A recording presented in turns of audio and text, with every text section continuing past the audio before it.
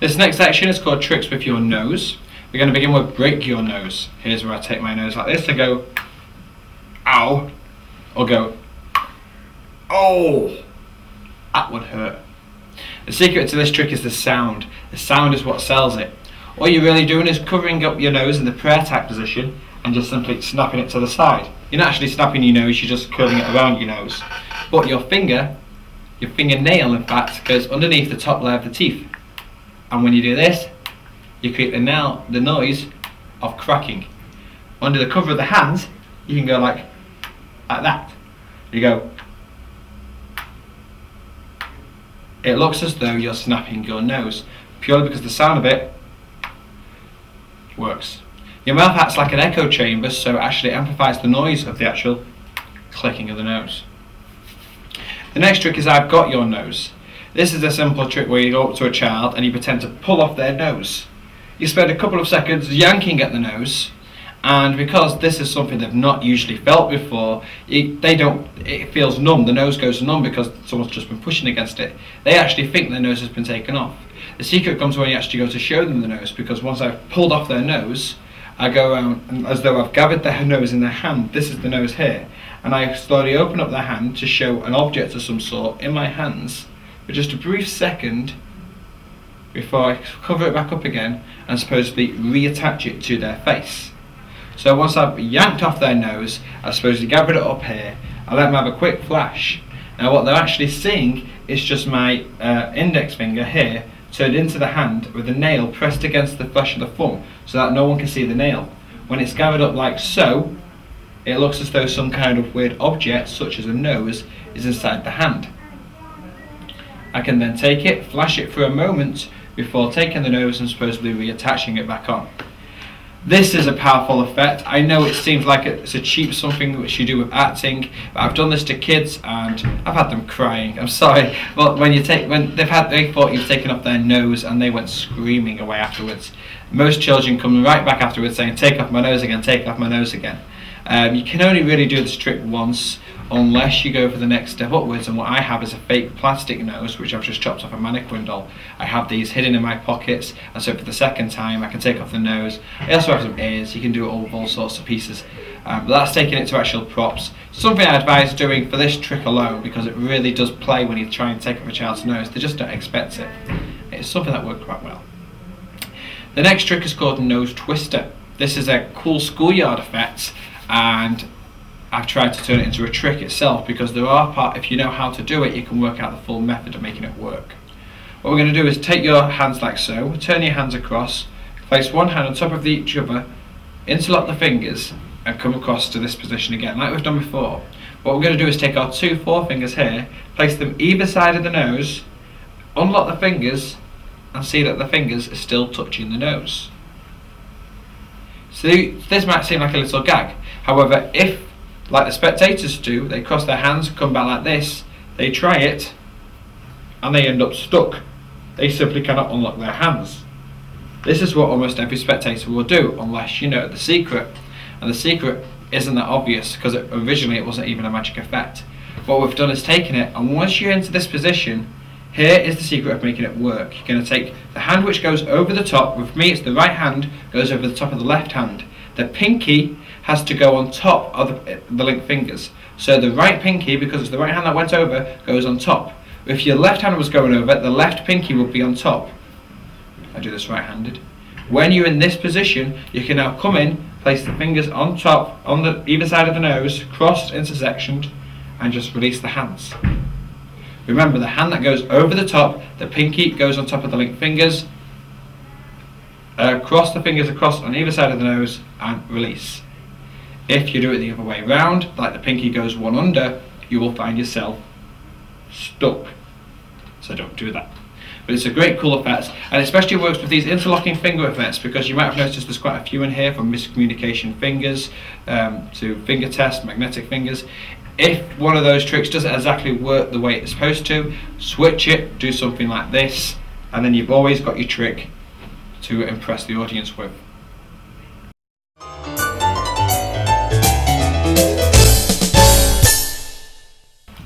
The next trick are tricks with your eyes. These are kind of optical illusion tricks. We're going to begin with bite with your hand. I'm going to demonstrate this with a prop just so you can get an idea of what I'm trying to do. It's an old classic trick, and if I take a piece of paper, I'm going to take a piece of paper just like this. I'm going to curl the paper up into a nice small tube. Like so. Anyone can do this, please try this at home, it's great fun.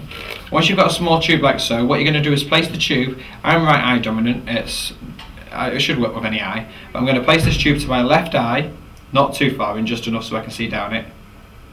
And I'm going to place my right hand at the end of the tube with about the base of the hand just at the end of the tube like so.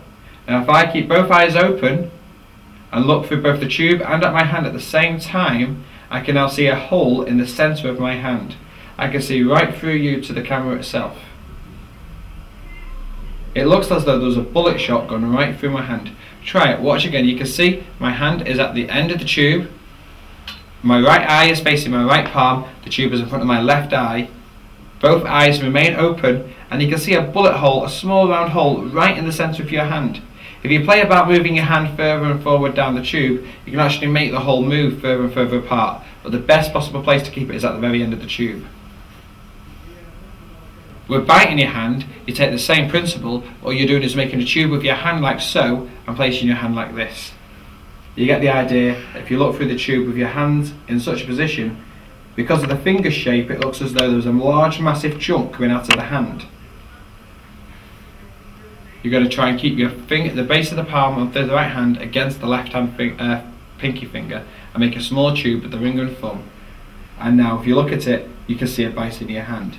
This isn't as strong as doing it with paper, but it's a nice practical effect when needed to do with a pinch. You get to see a large chunk taken out of the hand. This next trick is called floating six finger. It's an optical trick again. Just get your spectators to place both their fingers together, tipping the index fingers, the forefingers touching each other like so. Place them on the top of their nose and slowly move them away in front of their eyes by about 1 inch. Then separate the fingers, and they should be able to see a floating sausage right between the fingers. If they can't see this, just try it again. Keep it at the end of their fingers. Forward about 1 inch and separate the fingers until they see the floating sausage. They might need to just focus on something in the foreground. If they focus on the foreground, the sausage seems to be a lot stronger and in sharpness. And then you can see the floating sausage. Then to finish the trick, just tell them to take a bite out of it. And it vanishes. It's a floating sausage trick. Remember, fingers together, top of the nose, forward and separate and eat. The invisible finger is another one of these blind spot tricks. What everybody doesn't know is that they have a blind spot between the eyes. What you're going to do is take advantage of that by placing one finger right in front of right between their eyes, in front of their face, about a couple of inches away. If you do this, you should be able to see directly right through your finger as though it was invisible and semi-transparent. I can see through the finger as though I was like the invisible man. It's pretty weird and pretty freaky. Just by my eyes is usually focused on two different avenues. It's fixing the blind spot, which is right between where my finger is, and reconstructing the picture as it should be, as though my finger wasn't there. It's called the invisible finger, and it can get a few people really freaky. Another one similar to this effect is if you take your hand like this, and this is kind of shrinking finger, hold your wrist up in a nice strong fashion, take one finger from the other hand, so I've got my right hand held up, my left hand, index finger pointing behind, and I go behind the wrist towards you, and behind and past the wrist. Because of the optical value of where the blind spots are, it looks as though the finger, I cannot see my finger here. I know the finger is beyond and past my arm, but I cannot see it. My finger has virtually vanished. The further I go, only now do I start to see the tip of my finger, and it looks as though the finger has shrunk, so it's like a tiny size. It's really kind of freaky. The important thing is the wrist is where I'm aiming for. It's in front of the eyes. The finger goes in front of the eye level, and it just passes right behind the wrist. And you can do this yourself. Try it right now. The finger is shrinking as it passes behind your wrist. It's pretty cool indeed. This next trick is called spirit taps. I'm going to ask my assistant to go up here and help me, please. Please stand here. What I'm going to do is I'm going to place my fingers onto your eyes. Close your eyes gently. I'm going to place my fingers over your eyes, just like so. Can you feel my fingers? Yes. Okay, you can open your eyes. What we're going to do is we're going to try and summon a spirit. Summon up someone who can come and tap you on the shoulder. It should be pretty cool. What you see, if I put my eyes here, you simply close your eyes, Can you feel the spirit just now? No. No, that's because we haven't summoned it yet. What you've got to do is work with me, build up your energy. What I'm going to do, again, feel that spirit touch you now. Did you feel it? Yeah. Was that scary? We try it again, I'll try it again, watch. How was that? It was weird. Thank you, I'm not going to tell you how just yet, but go back down there. Thank you. This is a trick called spirit taps. It works by misconceptions. When I go towards them to place the fingers over their eyes, I don't place them exactly on the eyes, I place them just about here, where it's safe.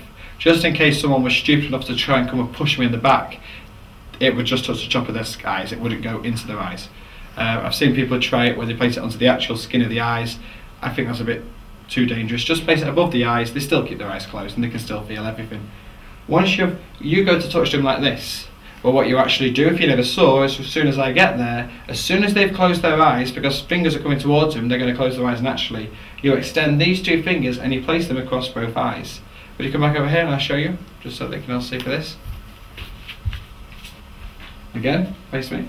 The fingers are going towards the eyes, they close, two fingers extend and press onto both eyes there. This gives me the spare hand here to tap them on the shoulder. As soon as I've done this, I'm going to come immediately back up here, push this finger back in and let this finger back out, so that when they open their eyes, they can see both fingers in front of them like this.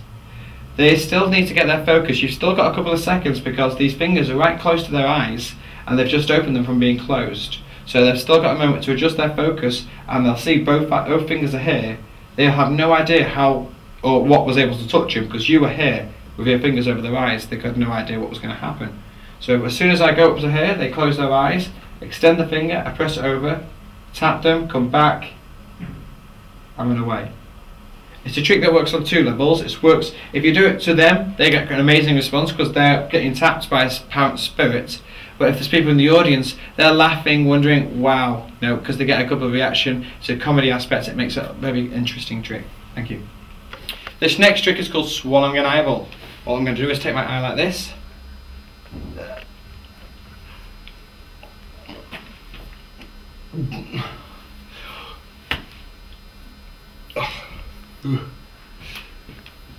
This is another play acting routine. What you're going to pretend to do is claw out your eye with your hand like this. Keep the eye closed as you swallow it. Pretend to swallow it by swallowing some saliva, some spit, and then just slap yourself on the back of the head, making the eye appear. It's more of a comical little joke. It's a nice little interlude between tricks, and it's a nice something to do when you want to try and break up the theme of constant magic.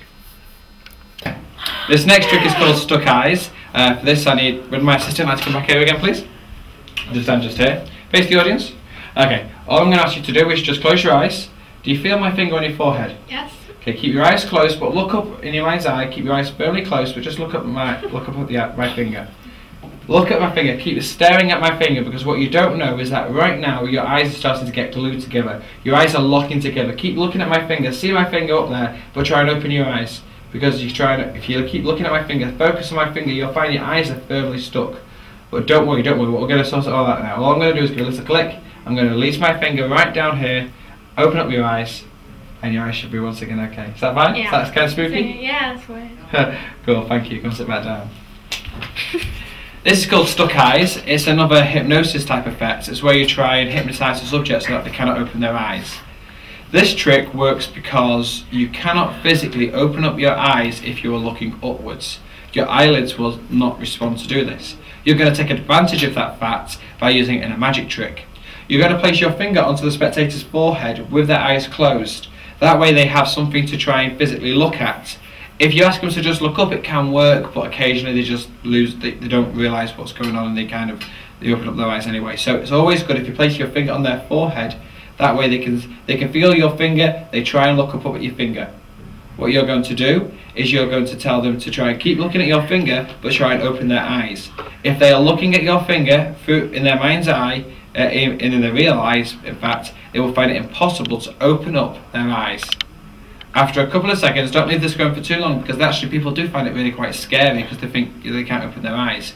You just tell them to relax, let your finger drain right down the centre of their nose so that they're following it with their eyes. If they're following it with their eyes come naturally back into normal formation, and they can then open their eyes and relax.